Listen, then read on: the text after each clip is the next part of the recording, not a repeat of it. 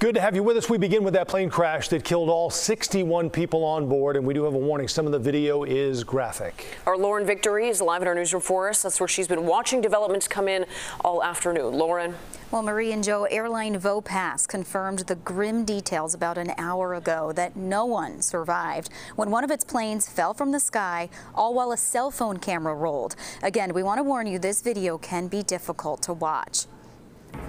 You can see the plane basically go straight down, ultimately falling in a gated residential community in Sao Paulo, Brazil. We've learned this plane was about 14 years old. The aftermath of the debris of the plane in flames is in this video. It was taken shortly after the turboprop plane manufactured by ATR crashed into the ground. Rescue crews, of course, rushed there, but everyone on board died. We have aerial images that provide a better view, and you can clearly make out the front windows of the plane. Flight Radar 24 reports there was an active warning for severe icing in place at the time of the crash at the altitude where this plane was flying. An aviation expert talked about the safety record of this type of aircraft and a connection to a crash in our area.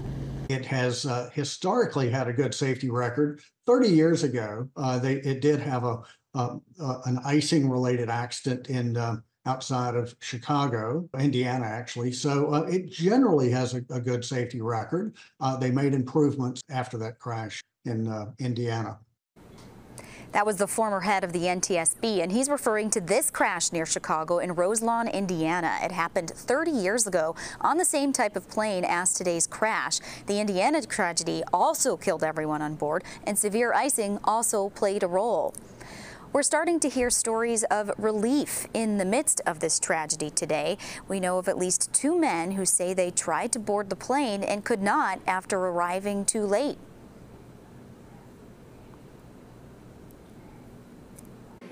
Quando eu cheguei aqui, eu fiquei esperando para ver. This man even argued to get on board. After the crash, he wound up hugging the employee who would not let him fly. In Portuguese, he said, "He really saved my life."